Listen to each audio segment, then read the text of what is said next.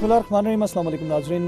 Programme such time special के साथ मैं हूं सैयद आसिम रज़ा। नाज़रीन, आज लोग हम जिस जगह पे खड़े हैं ये इस्लामाबाद का हेलीपोर्ट है। आज हम यहाँ से जा रहे हैं NDMA के साथ और ज़लज़ला ज़दगान यानी कि जहाँ पर ज़लज़ला आया 26 अक्टूबर का, उस हवाले से इमदादी कार्रवाइयाँ और सूरत हाल का जायज़ा लेने के लिए मीडिया की एक पूरी टीम को लेके जाया जा रहा है। बात यह है कि जितने भी इस वक्त मामलात हैं इमदाद के हवाले से, रिलीफ़ का भी सिलसिला जो था वो मेरे ख्याल से अब किसी हद तक ख़त्म हो चुका है, रिलीफ़ का मसला है और रिहैबिलिटेशन का सिलसिला नज़र आ रहा है। मौसम शिद्दत इख्तियार करता जा रहा है। ये बात की जा रही है कि वहाँ पर मौसम सर्दी की शिद्दत बढ़ती जा रही है, बर्फ़बारी का सिलसिला शुरू हो चुका है, लोग बेयार और मददगार पड़े हुए हैं। हक़ाइक़ क्या हैं, सूरत हाल क्या है, आज के प्रोग्राम में हम आपको दिखाएंगे। मैं अपनी टीम के साथ मौजूद हूँ इस्लामाबाद में। यहाँ से हम लोग फ्लाई करके जाने लगे हैं और जब यहाँ से हम जाएंगे वहाँ पर सूरत हाल का जायज़ा लेंगे और लम्हा बलहमा आपको हम सूरत हाल से आगाह करते रहेंगे। नाज़रीन, जिस तरह पहले हमने आपको बताया कि हम लोग यहाँ पे डिज़ास्टर जो डेवस्टेटेड एरिया है उधर जा रहे हैं, जो एक सबसे इम्पॉर्टेंट चीज़ नज़र आती है। दो पहलू हैं इसके, एक तो रिलीफ वर्क वहाँ पे देखना है, दूसरा ये है कि वहाँ पे इस वक्त शदीद मौसम के अंदर सूरत हाल क्या है। हम बात करें चित्राल की, हम बात करें शांगला की और दीगर वो एरिया जहाँ पर ये डेवस्टेशन हुई है। आर्मी एविएशन का हेलीकॉप्टर आ चुका है और मीडिया की पूरी कंप्लीट टीम NDMA के साथ, मेरे जनरल असगर नवाज साहब जो चेयरमैन हैं NDMA के, वो हमारे साथ मौजूद हैं। उनके साथ हम फ्लाई करेंगे उस एरिया में। We are about to fly. हम आपको सूरत हाल से आगाह करेंगे, हमारे साथ रहिएगा।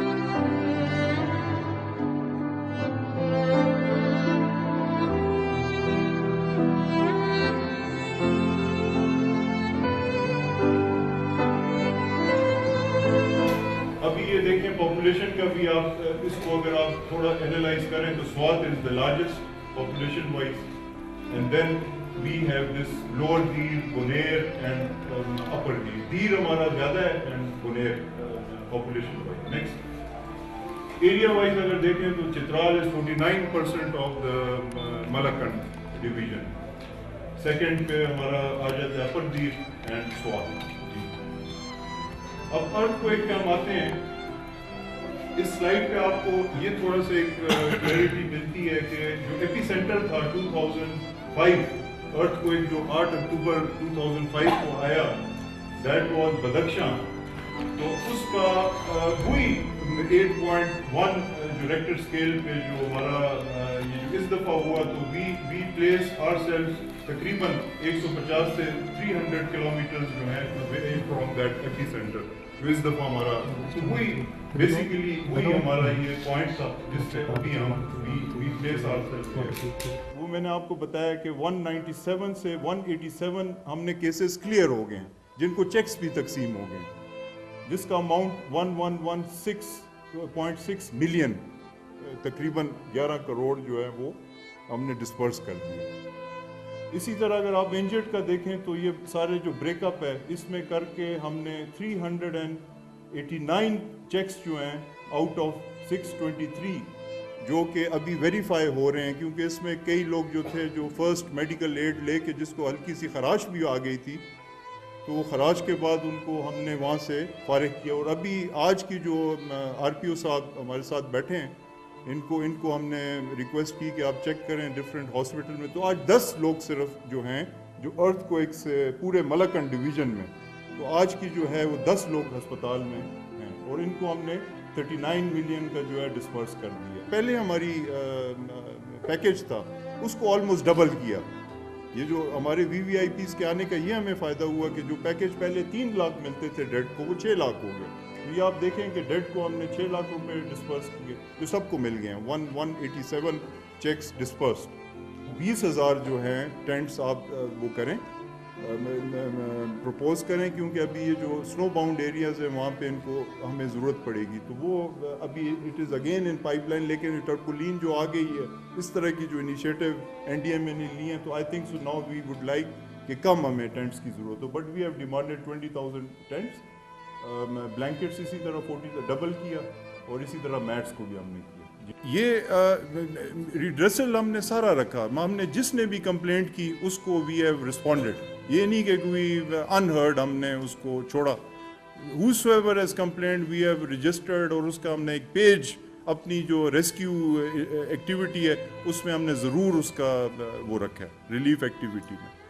अच्छा, हमने ये जो रिकंस्ट्रक्शन होगी, PDMA ने बड़ा क्लियर इस पे इंस्ट्रक्शन की, जो सेस्मिक वो है रिकंस्ट्रक्शन जो बिल्डिंग कोड होगा, वो बड़ा वो अभी हम बात कर रहे थे, RPO साहब ने भी तजवीज़ दी कि उसको उर्दू में हम अखबारों में शाया करेंगे, ताकि हर एक की अवेयरनेस हो, जो दोबारा कंस्ट्रक्शन हो वो ऐसी ना हो कि दोबारा इस तरह का हम सामने देखें। तो नाज़रीन, जिस तरह हमने बताया कि हम डेवस्टेटेड एरियाज़ की तरफ रवाना हुए NDMA के और आर्मी के एविएशन के हेलीकॉप्टर में। इस वक्त हम मौजूद हैं मालाकन डिवीज़न में, और जब हम बात करते हैं मालाकन डिवीज़न की, तो ये वो मालाकन डिवीज़न है जहाँ के 7 अजला और 7 एक एजेंसी जो ख़ासतौर पर उसकी बाजोड़ की बात करते हैं, वो ज़्यादा मुतासिर हुई, ज़लज़ले से अफेक्ट नहीं हुई। कमिश्नर मालाकन हमारे साथ मौजूद हैं, जिन्होंने तमाम ऑपरेशन की निगरानी की। कमिश्नर साहब, उस्मान गुल साहब, आपको खुशामदीद कहते हैं। सबसे पहले तो ये बताइएगा कि जब ये सानिया हुआ, ये एक कुदरती आफत है जिसको कोई नहीं रोक सकता। बहुत सारी चीज़ें ऐसी होती हैं कि जो रिएक्शन टाइम बहुत मैटर करता है। रिएक्शन टाइम जो था और जो आप लोगों की एडमिनिस्ट्रेशन ने स्विफ्टली मूवमेंट की, वो क्या था, और उसके बाद फौरी तौर पर क्या इकदाम उठाए? वेरी मच जी, मैं आपको बताते चलूँ कि एज एडमिनिस्ट्रेशन कमिश्नर 7 मेरे पास अजला हैं और एक आपने वजह बाजोड़। इमीडिएटली जब ये 2:10 पे 26 तारीख को जब ये आफत आई, तो हम इमीडिएटली उस पर, मैंने आपको बताया ब्रीफ में भी कि हमने एक बिल्कुल इमरजेंसी डिक्लेयर कर दी, और रिपोर्टिंग मेरे उसी वक्त शुरू हो गई। और जो इनिशियल रिपोर्टिंग थी जो कि कुछ हज़ार में थी, तो जब मैंने प्रोविंशियल और फेडरल गवर्नमेंट को आगाह किया, तो वहाँ से मुझे एकदम रिस्पांस मिलना शुरू हो गया। जो हमारे ज़िले के रिलीफ फंड था उसको एक्टिवेट हमने फ़ौरन कर दिया, क्योंकि इनके पास रेडीली अवेलेबल कैश, वो DCOs के जो डिस्क्रिप्शन पे होता है, डिप्टी कमिश्नर के पास था, उनको मैंने डेलीगेट किया कि जी आप फ़ौरन जो है रिलीफ एक्टिविटी स्टार्ट करिए, without waiting for provincial government and federal government जो एड आनी थी। तो हम दूसरे घंटे में वी स्टार्टेड, हमारा रेगुलर स्टाफ आउट, हॉस्पिटल्स में डॉक्टर्स, मेडिसिन वो हमने बाजार से भी, अगर नहीं थी बाजार से प्रोवाइड की, परचेज एंड वी अल्हम्दुलिल्लाह कोई। और आज मैं आपको बताया कि 10 पेशेंट्स भी नहीं है अर्थक्वेक के जो हिट हुआ, और फिगर वाज 1300 जो इंजर्ड हुए थे, उसमें 10 लोग भी अभी हॉस्पिटल। इनिशियली जो रिस्पांस आया आपको, एक तो आप लोगों की पुलिस का जो डिपार्टमेंट है उनकी तरफ से बहुत स्विफ्टली आप लोगों के अंडर काम हुआ, उसके साथ साथ आर्मी का रिएक्शन बहुत स्विफ्ट था। उसके अलावा आप समझते हैं जो लोकल बॉडीज़ का, क्योंकि एक लकीली हमारे पास इंफ्रास्ट्रक्चर बन चुका है, न्यूली अपॉइंटेड जितने भी कैंडिडेट्स हैं उनके बात की जाती है, तो क्या उनकी कैपेसिटी बिल्डिंग थी इतनी, या वो अभी ऑनगोइंग प्रोसेस के साथ साथ उन्होंने काम वो किया शुरू? यहाँ पे मैं बताता चलूँगा कि जो लोकल गवर्नमेंट की जितनी भी रिप्रेजेंटेशन थी, ना सिर्फ लोकल गवर्नमेंट बल्कि मैं MPs, MNA, सेनेटर्स, जो लोकल हमारे DDAC के जो chairman, everybody played role. Even हमारे मीडिया वाज सो एफिशिएंट कि वो इलाके जिधर हम नहीं देख सके, उन्होंने हमारी आंख बंद के हमें वो इलाके आइडेंटिफाई किए, जिससे फिर हमने हेली जो लिफ्टिंग। आपने जो आपका सवाल था नाज़रीन का, मैं आपको ये, क्योंकि अब मैच्योर हो गया ये institution, this is the second time they are coming, तो वो जो रिस्पॉन्सिवनेस और जो इनकी रिएक्शन था, वो मैंने जो अपने DCs ने जिस तरह मुझे नरेट किया और मैंने खुद देखा यहाँ, दैट इज एग्जाम्पलरी। वो बड़ा उन्हीं की वजह से मैं कहूँगा, हमारी आपाक आर्मी, हमारी जो सिविल एडमिनिस्ट्रेशन DCs, दिन रात असिस्टेंट कमिश्नर, मेरे पास कोई 65 के करीब ACs हैं पूरे डिवीजन में। Everybody, I have a telephone number of everyone, तो I had been corresponding with them, calling them, तो बड़ा अच्छा रिस्पांस था इन सबका टीम। एक मुश्किल टरेन है, खासतौर पे जब हम 7 डिस्ट्रिक्ट्स की बात करें या बाजोड़ की बात करते हैं, क्योंकि बड़ा स्कैटर्ड एरिया है, फार फ्लंग एरियाज़ हैं, वहाँ पर पिन पॉइंट आप नहीं पहुँच सकते, इतनी स्विफ्टली वहाँ पे चीज़ों को मूव नहीं कराया जा सकता। तो क्या ऐसी SOP थी जिसके तहत उन लोगों तक ये चीज़ें रसाई की गई?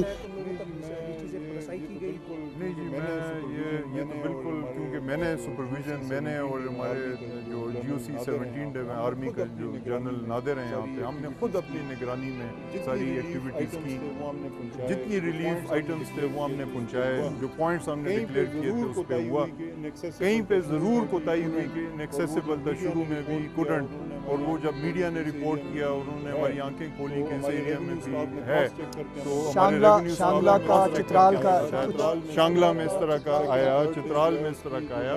सेकंड थर्ड डे जो है उसकी जो मैग्नीट्यूड था वो एस्केलेट हुआ, जो हाउसेस की रिपोर्टिंग थी, तो वो हमें वक्तन वक्तन वी हैव डन इट। और रिलीफ मैंने आपको बताया कि ये अगर आपको टेंट्स नहीं नजर आते, इसका ये जाहिर नहीं है कि एडमिनिस्ट्रेशन ने नहीं दिए, बल्कि इससे ये जाहिर होता है कि rescue and relief almost complete हो चुका है, रिहैबिलिटेशन की तरफ जाएंगे। अब ये बताइए बिल्डिंग कोड्स, क्योंकि ये जो ज़्यादातर घर मुतासिर हुए हैं, क्योंकि ये ऑलरेडी एक ऐसा जोन है जिसमें अर्थक्वेक ऑलरेडी भी आ चुका है और डेवस्टेशन हो चुकी है सैलाब की भी, तो किस तरह का स्ट्रक्चर बनाने के लिए कहा जा रहा है, और जो उस पर अमल दरामद नहीं करेगा उसका क्या है?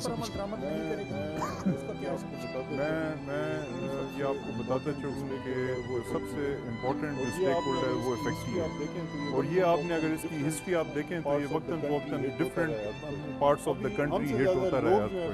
अभी हमसे ज़्यादा लोग जो effective they are more motivated कि वो बिल्डिंग कोड जो बताएं वो वैसा बने, और वैसा वो बनेगा, इसलिए कि नाज़मीन जो हैं वो हमारे throughout relief activity rehabilitation में they are part and parcel. तो वी विल इंश्योर इनकी वर्कशॉप्स करा के बिल्डिंग को कोड को उर्दू में ट्रांसलेट करके इन तक पहुंचाएंगे। और ये जो चूंकि अभी सर्दियों का मौसम है, जो उन्होंने थोड़ा बहुत रिहेबिलिटेशन करना है वो करेंगे, बट जो चंक होगा वो जो बड़ा कंस्ट्रक्शन है, जो पक्के घर हैं, वो ये करेंगे। Thank you very much commissioner Malakand Usman गुल साहब हमारे साथ मौजूद थे। नाज़रीन, हमारे साथ प्रोग्राम में रहेंगे, मजीद आगे की सूरत हम आपको आगाह करते रहेंगे, हमारे साथ।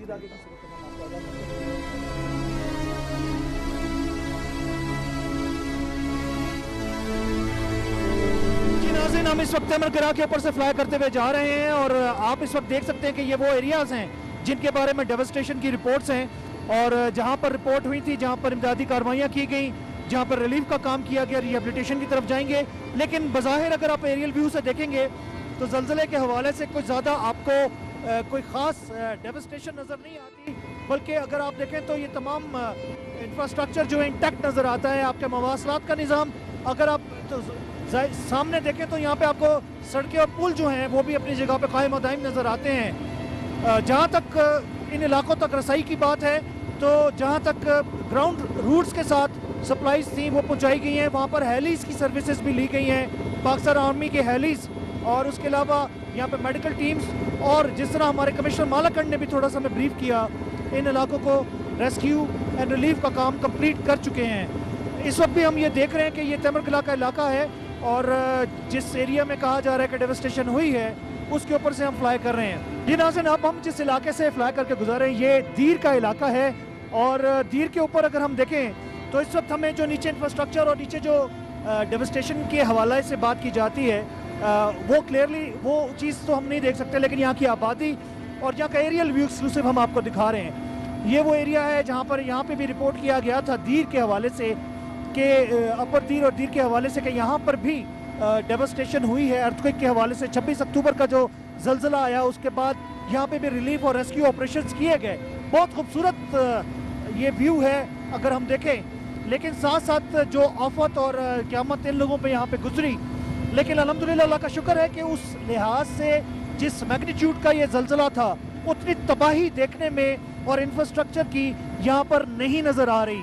मवासलात का निज़ाम अपनी जगह कायम और दायम नज़र आता है, और इसके अलावा कम्युनिकेशन का जो सिस्टम है उसके जो टावर्स हैं वो भी हमें हर जगह पे अपनी जगह पे कायम और दायम नज़र आए, जिसकी वजह से ये रेस्क्यू और रिलीफ के जो ऑपरेशंस हैं उनमें जो हमारे इमदादी कार्रवाइयों के इदारे थे उनको मदद मिलती रही। नाज़रीन, ये दीर का इलाका जिसका मैंने आपको बताया, और अभी हम चंद ही लम्हों में ये आप बर्फ़पोश पहाड़ जो देख रहे हैं, ये सफ़ेद पहाड़ बर्फ़ के आपको नज़र आ रहे होंगे, बहुत खूबसूरत व्यू है। लेकिन इसी में आपको अभी हम चंद ही लम्हों में लवारी टनल के ऊपर से गुजरेंगे।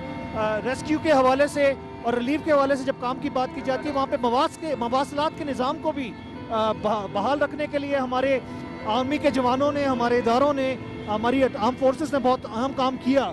और लवारी टनल क्योंकि शदीद बर्फबारी की वजह से बंद हो गई थी, तो इस काम में एक थोड़ी सी रुकावट थी, और मौसम ख़राब होने की वजह से यहाँ पर एक सिलसिला ये था कि कम्युनिकेशन का रास्ता या मवासलात के रास्ते जो आमदोरफ्त का रास्ता था, ग्राउंड रूट, वो बंद हो गया था। लेकिन लवारी टनल खोल दी गई है और उसके बाद लोगों तक इमदादी सामान पहुंचाने के लिए ग्राउंड रूट भी इस्तेमाल किया जा रहा है। तो ये एक्सक्लूसिव आप मनाजिर देख रहे हैं, जो हम एरियल आपको दिखा रहे हैं। हम इधर से फ्लाई करते हुए जा रहे हैं। ये वो इलाके हैं जहाँ पर डेवस्टेशन हुई है अर्थक्वेक के बाद, और अभी ये कहा जा रहा है कि तकरीबन 7 अजला और एक एजेंसी जो बाजोड़ है उसको मिलाकर यहाँ पर रिलीफ का काम और रेस्क्यू का काम ऑलमोस्ट कंप्लीट हो चुका है। अब रिहेबिलिटेशन का सिलसिला शुरू किया जाएगा। ग्राउंड रूट की हम बात कर रहे हैं, जहाँ पर लैंडस्लाइडिंग की रिपोर्ट्स थी और उन रास्तों को खोलना भी एक मुश्किल काम था। वो सिलसिला भी जारी है कि लोगों का रास्ते खोलने के बाद यहाँ से गुड्स को पहुँचाया जा रहा है। रिलीफ एक्टिविटीज़ जो थी वो जारी हैं। ये बड़े दुश्वार गुजार रास्ते हैं, दुश्वार गुजार ये ट्रेन है, उसके अंदर इस तरह की इमदादी कार्रवाइयाँ रखना एक बहुत मुश्किल है। ये आप अगर देखें तो ये आपको ग्राउंड रूट नज़र आ रहा है। इन्हीं इलाकों को क्लियर करके इस ग्राउंड रूट को खोला गया है और यहाँ से जो ट्रांसपोर्ट का निज़ाम है उसको बहाल रखा गया है। ये आपको हम एक्सक्लूसिव व्यूज़ दिखा रहे हैं और ये लवारी टॉप है जिसके ऊपर से नाजरीन हम फ्लाई करते हुए जा रहे हैं। ये रास्ता आप नीचे देख रहे हैं और यहाँ से गाड़ियाँ लवारी टनल में दाखिल हो जाती हैं और इसी रास्ते के हवाले से कहा जा रहा है इसको क्लियर किया गया है और उसके बाद जो सामान और जो रिलीफ एक्टिविटीज़ उनको जारी रखा गया। नाज़रीन एक्सक्लूसिव व्यूज़ हैं, आपको हम दिखा रहे हैं सच टीवी के थ्रू सच टाइम प्रोग्राम में। ये लवारी टॉप है और लवारी टनल के ऊपर से हम फ्लाई कर रहे हैं।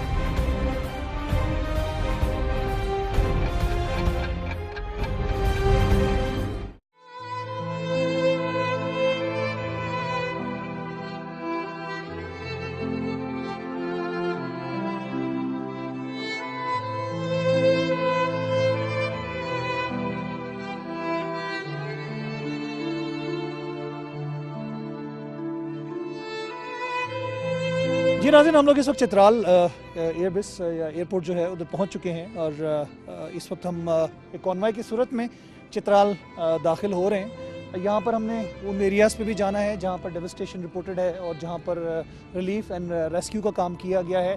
मैं चाहूँगा कि आप ये खूबसूरती के साथ साथ इस इलाके के जनरल जो जिसे कहते हैं ना नेचुरल ब्यूटीज़ को हम देखना चाह रहे हैं कि ये भी आप देखते जाएँ। तबाही का सिलसिला भी जो है जहाँ पे हुई थी वो भी हम दिखा देंगे। गवर्नमेंट किस हद तक एक्टिव है, इदारों ने किस हद तक काम किया है, वो भी हम आपको साथ साथ दिखाते जाएंगे। लेकिन ये मेन चीज़ है कि जो ऊपर से एरियल व्यूज़ हम आपको दिखाते रहे उसमें वो इंटैक्ट सिचुएशन हमें नज़र आई है इंफ्रास्ट्रक्चर की, चाहे वो प्राइवेट हो चाहे वो गवर्नमेंट इंफ्रास्ट्रक्चर हो। ये जो लोकल एरिया है जहाँ से हम अभी दाखिल होंगे, डेवस्टेशन का मैंने आपको मालूम जिस तरह पहले इन्फॉर्म किया कि उस तरह की हमें एरियल व्यूज़ में नज़र नहीं आ रही थी, लेकिन ग्राउंड रियलिटीज़ जो होंगी वो हमें अब यहाँ पर पहुँच कर नज़र आएंगी जब उस इलाके में हमें ले जाया जाएगा। लेकिन अभी जो बज़ाहिर हमें प्राइवेट या गवर्नमेंट इंफ्रास्ट्रक्चर है, सरकारी या गैर सरकारी जिसको हम कहते हैं, उसमें वो चीज़ इतनी इंटेंसिटी नहीं है। जिन एरियाज़ में हुई है वहाँ पर रिलीफ रेस्क्यू कंप्लीट है, रिहेबिलिटेशन का सिलसिला होगा। हमारे साथ रहिएगा, दोबारा मिलते हैं।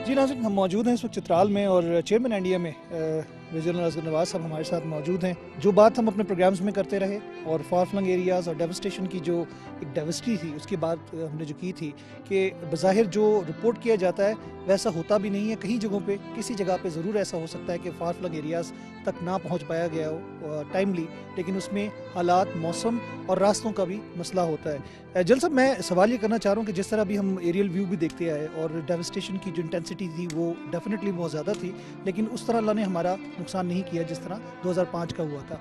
अब रिलीफ तक हम पहुंच चुके हैं और अभी भी अगर किसी के कंसर्न्स हैं तो आप क्या समझते हैं कि उनको दूर किया जा रहा है या उनके बारे में कोई स्विफ्ट ऐसा कोई प्लान बनाया गया कि उनको भी कवर किया जाए?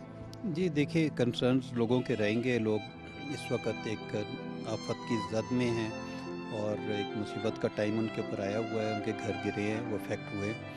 और हमारी ये कोशिश होगी कि और आपने कमिटमेंट देख ली है ज़िले इंतज़ामिया की, आर्मी की, एफसी की और लोकल गवर्नमेंट के भी और मेंबर ऑफ़ पार्लियामेंटेरियन भी, यहाँ पे नुमाइंदे भी मौजूद है अवाम के, कि इनको एक मुसलसल अमल है। हम इनको ये रिलीफ प्रोवाइड करते रहेंगे जब तक कि ये सेटल नहीं हो जाते। सब इसमें एक जो डेफिशिएंसी हम समझ सकते हैं या फिर मौसमी एक कंस्ट्रेंट है जिसको हम बात करते हैं कि जहाँ पे हेली सर्विस जो है वो मौसम के ऊपर डिपेंड करती है, लेकिन जो मेडिकल रिलीफ दिया गया, आप समझते हैं कि इसके लिए कोई इनका परमानेंटली यहाँ पे कोई सोल्यूशन ऐसा बना दिया जाए ताकि खुदा ना खास्ता नेक्स्ट टाइम भी अगर कोई ऐसा मामला होता है, आफत आती है, तो इनके पास यहाँ पे तमाम चीज़ें मौजूद हों? जी, मेरे ख्याल में ये सूबाई गवर्नमेंट जो है वो तो इसको अंडरटेक कर रही है। कुछ स्पेशलिस्ट की शायद कमी है जिसको इस वक्त भी उन्होंने पूरा किया, ऑर्थोपेडिक सर्जन वगैरह की। ये एक मसला है डॉक्टर्स की अवेलेबिलिटी का, लेकिन बाकी आई थिंक तमाम आउटफिट्स यहाँ पर मौजूद हैं सहूलियात हेल्थ की। लेकिन इसको ऐसे इलाके जो होते हैं इनमें जो मशीनरी होती है, जिस तरह रोड खोलने के लिए, जो हेल्थ के लिए और जो फूड के लिए, मेरे ख्याल में उसके इनफ रिसोर्सेज मौजूद होने चाहिए। दूसरा जो फूड सप्लाईज आर्मी की तरफ से C-130s आ गए यहाँ पे और उसके साथ साथ टेंट्स वगैरह जो आप लोगों ने तारपोलिन के साथ दिए गए हैं। मौसम की सख्ती अभी भी कहा जा रहा है कि बहुत ज़्यादा है। आप समझते हैं कि उसके लिए कुछ और मज़ीद इंतजाम चाहिए होंगे? ये गवर्नमेंट बिल्डिंग्स अवेलेबल है यहाँ पे, वो वहाँ पे भी लोगों को लेके जा सकते हैं। लेकिन आपने जिस तरह देखा कि बहुत सारे घर ऐसे हैं, बहुत इंतहाई तादाद में, जो कि बिल्कुल महफूज हैं और वहाँ पे भी लोगों ने पनाह ली हुई है। और फिर लोग यहाँ पे ये सर्दी बर्दाश्त करने के आदी हैं। इस टेम्प्रेरी डिसलोकेशन को और ये जो कैश कंपनसेशन देने का मकसद भी था कि जल्द अज जल्द अपने आप को रीबिल्ड करके और अपने घरों में वापस जा सके। तो मेरे ख्याल में ये साथ बस ये अमल जारी रहेगा और जो ऐसी सिचुएशन है, कोई ऐसी अलार्मिंग सिचुएशन आएगी, कम्युनिटी जो सपोर्ट है वो कितनी ज़रूरी है ऐसे मौके के ऊपर? सबसे ज़्यादा ज़रूरी है, क्योंकि किसी भी आफत में सबसे पहले एक फ़र्द खुद और कम्युनिटी रिस्पॉन्ड करती है। तो कम्युनिटी सपोर्ट के अलावा तो डिज़ास्टर्स को मैनेज नहीं किया जा सकता। DC ऑफिस चित्राल में मौजूद हैं, हम पहुंच चुके हैं। यहाँ पे एक छोटी सी सेरेमनी भी है ब्रीफिंग के बाद हमें जो ब्रीफिंग दी गई अभी, जिसमें मुतासरीन को चेक्स डिस्ट्रीब्यूट किए जा रहे हैं, जिनके घर या जिनके लोग अफेक्टेड थे, जिनको ज़ख़म आए या जिनके चोटें लगीं या इंजरीज थी या जिनके पार्शली या जिसे कह सकते हैं कि कुछ नुकसानात हुए घरों के हवाले से। लेकिन सलीम खान साहब हमारे साथ मौजूद हैं, यहाँ के MPA हैं और इनसे हम बात करेंगे। सलीम खान साहब, अस्सलाम वालेकुम। अस्सलाम वालेकुम। सलीम खान साहब, ये जो सानिया हुआ है उसको और गवर्नमेंट का जो रिएक्शन टाइम है, इदारों का जो रिएक्शन टाइम है, उसको आप किस तरह देखते हैं और किस हद तक अभी तक लोगों को रिलीफ मिल चुका है? सर, इस दफ़ा का जो ज़िलज़ला था बहुत शदीद था चिताल की तारीख़ में, और इससे जो तबाही आई हुई पूरे चिताल में तकरीबन कोई 17,000 घर जो हैं वो डैमेज हो चुके हैं और इसमें तकरीबन 4,000 घर जो हैं वो फुली डैमेज हैं। तो इस दफ़ा जो गवर्नमेंट का जो रिस्पॉन्स था बहुत क्विक था। हम मशकूर हैं अपने सिविल इदारों के, चिताल के और DC साहब के, कमिश्नर साहब के, इस तरह PDM और NDMA के भी मशकूर हैं, इस तरह प्राइम मिनिस्टर साहब, चीफ मिनिस्टर साहब दोनों यहाँ पर तशरीफ़ लेकर सबका, और पाक फ़ौज का, सबको मशकूर। इन्होंने क्विकली इन्होंने एक्शन लिया और पूरे चिताल के कोने कोने में जाके इन्होंने असेसमेंट किया। जब इन्होंने असेसमेंट किया उसके बाद हमें पता चला कि कितना डैमेज हुए हैं, कितना फुल डैमेज हो चुके हैं घरों के, और उसके बाद क्विकली उनको टेंट्स प्रोवाइड किए गए, उनको कुछ फूड खुराक भी प्रोवाइड किए गए। तो इस दफ़ा जो है जो एक्शन था बहुत क्विकली था, तो हम मशकूर हैं। और इस तरह मतलब कि लोगों के जो मुश्किलात हैं वो मतलब कि तो वो तो इसी तरह है, मतलब कि ज़्यादा ज़्यादातर ख़ास कर बारिशों की वजह से, बर्फ़बारी की वजह से लोग इस वक्त जो हैं बहुत मुश्किल में हैं। जो ख़ास कर बलूचिस्तान ताल है वहाँ पे बर्फ़बारी हो चुकी है और जो मौसम में बहुत ज़्यादा ठंड है, तो इस वजह से जो टेंट जिनको मिले भी हैं, तो एक टेंट पूरे फैमिली को मिला है, तो एक टेंट में पूरे फैमिली को रखना ये नामुमकिन बात है। हमारे यहाँ मोस्टली जॉइंट फैमिली सिस्टम है और एक घर के अंदर जो अफराद खाना कम से कम 15-20 लोग होते हैं, तो वो एक टेंट में उनको गुजारा नहीं आप होता। समझते हैं ये 7 मुख्तलिफ पॉइंट्स बनाए गए इन डिस्ट्रिक्ट्स के अंदर, ख़ास तौर पर चित्राल की बात जब की जाती है और उसके जो गिरदोनवा में अफगानिस्तान तक चले जाएँ, तो ये 7 जो पॉइंट थे रिलीफ के लिए, ये काफ़ी होंगे लोगों के लिए। जो लोग बहुत दूर ऊपर हम देखते हैं वो रहते हैं, उनके लिए वहाँ तक पहुँचना आसान है क्या, या उन तक इमदाद पहुँचाना आसान है? जी, जो 7 पॉइंट्स हैं, हर जो छोटे तहसील यहाँ पे हैं, सब तहसील उनके अंदर इस्टेब्लिश किए गए हैं, तो वहाँ पे मतलब कि इनके एडमिनिस्ट्रेशन के लोग हैं और वहाँ से सबको इमदाद मिल चुका है। तो तकरीबन ये कि उन्हीं जो डिस्ट्रीब्यूशन पॉइंट्स हैं वहाँ से काफ़ी हद तक लोगों को रिलीफ मिला है। लोग फिर भी मुश्किलात में हैं, मतलब कि लोगों को उसी हद तक कि जो जिस तरह मैंने अर्ज़ किया है कि काफ़ी लोग हैं जो जिनको टेंट नहीं भी मिल चुका है, जो पार्शियल डैमेज हैं, फ़िलहाल फुली डैमेज जो हैं उनको मिल चुका है। तो मैंने बताया कि 17,000 जो घर हैं वो डैमेज हो चुके हैं, जिसमें फुली डैमेज कम है और पार्शियल ज़्यादा हैं। अब पार्शियल ये है कि हमारे यहाँ जो लोकल घर जो होते हैं वो ट्रेडिशनल घर वो सतून के ऊपर होते हैं, तो लोगों के घरों के दीवारें गिर चुके हैं मगर सिर्फ सतून के ऊपर छत खड़ा है। तो PDMA का एक रूल ये है कि जिसका छत मुकम्मल तो सेमी में आ डैमेज जाएगा, सेमी तो में वो फुली डैमेज। लेकिन तो ये बिल्कुल अभी रिस्की है। जो लोग पार्शियल जिनको शो किया गया वो भी रिस्की है। अब वो किसी भी वक्त कोलैप्स हो सकते हैं, क्योंकि यहाँ पे बारिशों के सिलसिले फिर बर्फ़बारी होगा। बर्फ़बारी भी इस तरह के एक टाइम में 3 फुट 4 फुट बर्फ़ पड़ती है। एक छत के ऊपर के 4 फुट बर्फ़ पड़े तो आप खुद अंदाज़ा लगा सकते हैं वो किस तरह। आप समझते हैं कि ये इत्मीनान बख्श इक़दाम हैं हेल्थ के हवाले से, मेडिकल के हवाले से, फूड सप्लाईज़ के हवाले से, जो गवर्नमेंट और फ़ौज के इदारों ने और दूसरी तंजीमों ने जो किया? जी, फूड के हवाले से तो ऑलरेडी यहाँ पे मुख्तलिफ पॉइंट्स के ऊपर गोदाम है, सरकारी गोदाम, उसके वहाँ से लोग गला लेते हैं, पीसते हैं, वो खा लेते हैं। फूड का ऐसा कोई शार्टेज यहाँ पे नहीं हुआ। अलबत्ता यहाँ पे जो है मेडिकल के हवाले से दूर दराज जो इलाके हैं वहाँ पे मसला वो लोगों को देखिए वहाँ से उनको रेस्क्यू करके चित्राल पहुँचाया गया, क्योंकि रास्ते भी बंद थे उस वक्त जब ज़िलज़िला आया। तो चित्राल में भी इतनी फैसिलिटीज़ नहीं है जितना कि बाकी अस्पतालों में हैं। तो यहाँ से भी हमने आर्मी के हम मशकूर हैं कि उन्होंने हेलीकॉप्टर प्रोवाइड किया, तो उन हेलीकॉप्टर के ज़रिए हम उनको डाउन डिस्ट्रिक्ट यानी पेशावर इस्लामाबाद तक पहुँचाए और उनका मोस्टली जो ब्रेन हेमरेज थे, जो सर्जरी उनका था, तो वो सर्जरी के बाद वो बच गए, क्योंकि 11 पेशेंट इस तरह बहुत सीरियस थे। तो इसी हिसाब से हम कहते हैं कि हेल्थ के हवाले से भी बहुत ज़्यादा क्विक एक्शन हुआ और जो माइनर इंजर्ड थे वो उनका यहाँ पे DHQ अस्पताल से ही उनकी ट्रीटमेंट हो गए, वो यहाँ से मतलब ट्रीटमेंट लेने के बाद फारिग हो गए। बहुत शुक्रिया।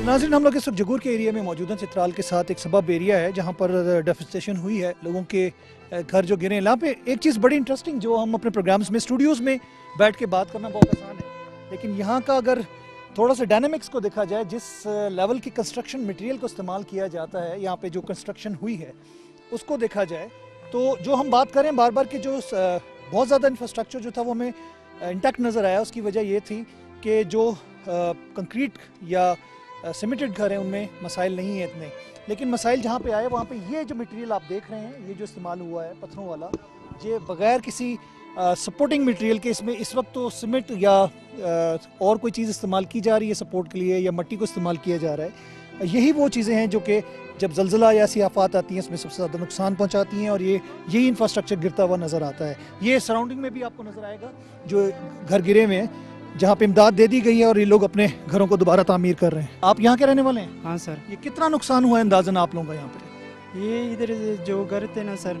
ये सारे ज़िलज़िले की वजह से तबाह हो गए। ये आप लोग जो मटेरियल इस्तेमाल करते हैं, आपको इसका अंदाज़ा है कि ये इतना मजबूत नहीं होता? बिल्कुल सर, क्या करें सर। सिर्फ पत्थरों की आप लोगों की दीवारें हैं?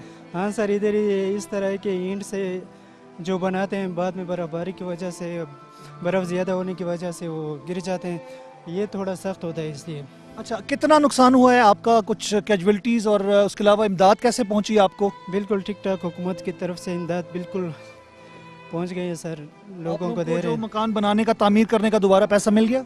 हाँ सर, 2-2 लाख रुपए हुकूमत की तरफ से हमको और मिले आपके हैं। घर से कोई जख्मी भी हुआ? नहीं सर, अभी तक। और इस इलाके में, आपके इस मोहल्ले में? हाँ सर, इधर ये सामने वाला घर है जी, इसमें एक औरत जो है ना वो ज़ख्मी हो गई। जख्मी हो गई है। और अमवात का कोई अभी तक यहाँ पे आपके इलाके में नहीं हुआ? हाँ, सिलसिला? एक छोटा बच्चा है, हाँ इधर है। उसके ऊपर सामान गिरने की वजह से हुआ मलबा? ये दीवार गिरने की दीवार गिरने की वजह से। बहुत शुक्रिया जी, आपने अपना वक्त दिया। नाज़रीन, हम आगे करते जाएंगे और ये तमाम चीज़ें आप अपनी आंखों से देख रहे हैं इस वक्त। चित्राल अपनी टीम के साथ पहुंचे, सच टाइम की जो टीम है, मेरे साथ मेरे कैमरामैन भी हैं और उसके अलावा मीडिया की दीगर टीमें और चैनल्स के लोग मौजूद हैं।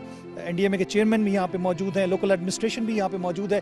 लेकिन इस विज़िट का मकसद सिर्फ ये है कि आप लोगों को ग्राउंड रियलिटीज़ को दिखाना, कि जिसमें आपको ये अंदाज़ा हो सके कि यहाँ पर तबाही किस तरह की और किस हद तक हुई है। अब ये घर अगर हम देखें तो ये घर तकरीबन अंदर से देखा जाए तो तबाह नज़र आता है। लोगों के ख्याल में जो इसके घर के मकीन होंगे उनको यही गुमान है कि शायद ये मुकम्मल तबाह है, लेकिन जो पीडीएम में एनडीएमए की रिपोर्ट होगी उनके मुताबिक ये पार्शली, जिसको कह सकते हैं ना, नुकसान उसमें शामिल होगा। इन लोगों को जिस तरह पहले भी बताया गया, उन्होंने कहा कि जी 2 लाख रुपए मिल चुके हैं, यहाँ पे लोगों को पैसे दिए गए हैं, रिहेबिलिटेशन का सिलसिला जारी है। लाइफ स्टॉक के हवाले से भी कुछ कंप्लेंट्स हैं कि उनके जानवर मरे हैं या उनको नुकसान पहुंचा इंफ्रास्ट्रक्चर को। ये सामने घर अगर आप देखें तो इसके अंदर भी आपको तबाही के वाज़ेह आसार नज़र आएंगे। 26 अक्टूबर के ज़लज़ले के जो आप देख सकते हैं, उस ज़लज़ले के आने के बाद इस घर की जो हालत है, इस घर के मकीनों की जो हालत है, वो आप बखूबी उसका अंदाज़ा लगा सकते हैं कि क्या सूरत हाल होगी। ये बच्चा यहाँ पे मौजूद है, इससे भी मैं बात करूँगा। अस्सलाम वालेकुम। वालेकुम सलाम। क्या नाम है आपका? तलहा। तलहा, कौन सी क्लास में पढ़ते हो? 6। जब ज़लज़ला आया आप किस जगह थे? घर। घर कहाँ पे आपका? इधर। ये आपका घर है? नहीं, इस तरह। अच्छा, घर का क्या हालत है अब इस वक्त? खराब है घर। मुकम्मल टूट गया जी या कुछ है अभी बाकी है उसमें? जी हुकूमत की तरफ से इमदाद भी मिली, लोग भी आए इमदाद देने के लिए? जी मिले। तो जब ज़लज़ला आया आप लोग घर से भाग गए थे या घर के अंदर ही थे? चीर करके बाहर कर रही है। घर के बाहर। तो कोई चोट वगैरह तो नहीं लगा नहीं आपके घर वालों को भी? नहीं। और अगर जो जख्मी वगैरह हुए थे उनको इमदाद फौरन मिल गई थी, तिबी इमदाद? जी मिलेगी। डॉक्टर्स वगैरह आए यहाँ पे? जी। बहुत शुक्रिया। तला यहाँ पे हैं जी, इस इलाके के रिहायशी, उनसे हमने बात की। ये आप एनडीएमए की तरफ से या हुकूमत की तरफ से दिए गए टेंट्स देख सकते हैं। मेरे अकब में अगर हमारा कैमरा हमारे साथ आएगा तो ये दिखाएगा कि यहाँ पे इनको जिनके घर तबाह हुए हैं उनको शेल्टर्स टेम्परेरी टेंट्स दिए गए हैं और उसके ऊपर ये तारपोलिन शीट्स हैं जो कि इस वेदर की सख्ती को यहाँ के, क्योंकि अगर मैं थोड़ा सा कैमरा दिखाऊं तो ये बिल्कुल अकब में वो पहाड़ हैं, बर्फ़पोश पहाड़ हैं और ये पूरी वैली नज़र आ रही है और ये इस वक्त घरों में मौजूद हैं लोग। इन इलाकों के बारे में कहा जा रहा है कि जी सपोर्ट नहीं दी गई या फिर जो सामान दिया गया है वहाँ के मौसमी हालात के मुताबिक नहीं दिया गया, लेकिन ये जो हमारे सामने टेंट्स लगे हुए हैं इसको हम यूं ही कह सकते हैं कि ये इनके लिए इमदाद है। यहाँ पे ये भाई इस घर के मकीन हैं, इनसे मैं बात करूँगा। अस्सलाम वालेकुम, आपका नाम? हिदायतुल्लाह साहब, कितना नुकसान हुआ आपका? बहुत ज़्यादा भाई।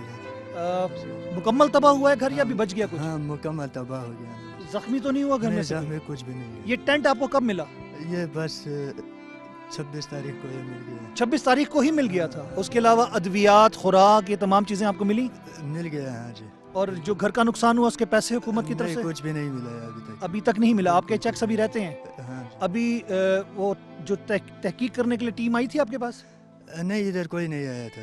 अच्छा, अभी नहीं आया। हाँ, अभी अच्छा, यहाँ सामने जो घर है उनको तो वो कह रहे हैं हमें मिल गया है। जी, उसको पता नहीं है, अभी मिल गया होगा, मेरे ख्याल में मिल गया। ठीक है, अभी आप लोगों को नहीं मिला? नहीं मिल गया। आपका नाम इंदराज हो गया उसमें? हाँ जी, बिल्कुल हो गया है। पता नहीं है, वो लिखा था अभी, पता नहीं है वो हो गया कि नहीं हो गया। चले, बहुत शुक्रिया दास साहब। ये टेंट है, इसमें कितने लोग रहते हैं? आप लोग इसी के अंदर रह रहे हो? हाँ जी, छः लोग इसमें। 6 लोग नाज़रीन इस टेंट के अंदर, इनको जो शेल्टर दिया गया है इसके अंदर दिया। आपके घर के कमरे कितने थे जो गिरा है? मेरे 4 कमरे थे। तो अभी कितने, एक रह गया है? बस ये एक, ये भी इसी तरह रह गया ना बस।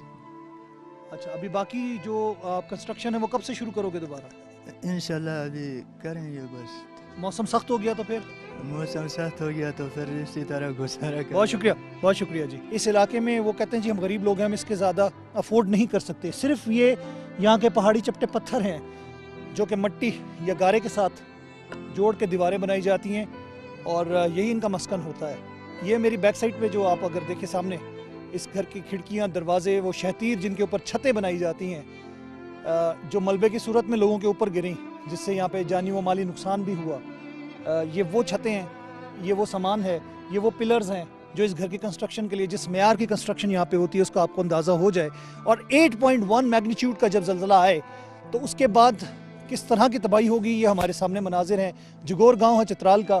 अब एक तरफ हमें दूसरी तरफ जो कंस्ट्रक्शन नज़र आ रही है वो थोड़ी सॉलिड कंस्ट्रक्शन है, उस इंफ्रास्ट्रक्चर को कोई नुकसान नहीं हुआ, लेकिन सारा नुकसान जो हुआ है उस गरीब आदमी का हुआ जिसके कच्चे मकान थे, और कच्चे मकानों के मकीन जो थे वही ज़ख्मी हुए और अमवात भी ज़्यादा इन्हीं इलाकों में हुई। नाज़रीन, हम एक और घर के अंदर मौजूद हैं। ये कभी घर था, ये कभी किसी का आशियाना था, उसकी छत के मलबे पे हम खड़े हैं जो कि ज़मीन बोस हो चुका है। मटेरियल का अंदाज़ा मैं बार बार आपको बता चुका हूँ कि यही लकड़ी और यही गारा, यही मट्टी, यही पत्थर इस्तेमाल होता है। उसमें प्लास्टिक की शीट्स डाल के पानी से रोकने के लिए, उसको सपोर्ट देने के लिए इस्तेमाल किया जाता है। ये भी एक कमरा है जिसके अंदर तक अगर हम देखें तो सामान अभी भी पड़ा नज़र आ रहा है। सिमिलरली इससे आगे भी हम देखें, लेकिन वहाँ पर भी हमें यही तबाही के आसार नज़र आ रहे हैं। अफसोस इस बात का होता है कि जब हमें एक आगाही होती है एक चीज़ की कि यहाँ पे आफात आ रही हैं, क्योंकि हालिया सैलाब ने भी बहुत तबाही मचाई, 2005 का ज़लज़ला भी हमारे लिए एक मिसाल इबरत मौजूद है, लेकिन उसके बावजूद सरकारी और गैर सरकारी इदारे क्यों नहीं इन लोगों को इतनी इनकी कैपेसिटी बिल्डिंग करते कि इनका इंफ्रास्ट्रक्चर जो है उसको बेहतर किया जा सके, इम्प्रूव किया जा सके। इमदाद, रेस्क्यू, रिलीफ, रिहैबिलिटेशन वो बात के मराहिल हैं, लेकिन उससे पहले यहाँ पे कम्युनिटी जो एक पार्टिसिपेशन होती है, ख़ासतौर पे लोकल गवर्नमेंट्स बनने के बाद, उसने क्यों नहीं इनको एम्पावर इतना किया, इतना कैपेसिटी बिल्डिंग इनकी की, इनको इस काबिल बनाया कि इस आफत के आने से पहले वो इंफ्रास्ट्रक्चर बेहतर बना लिया जाए।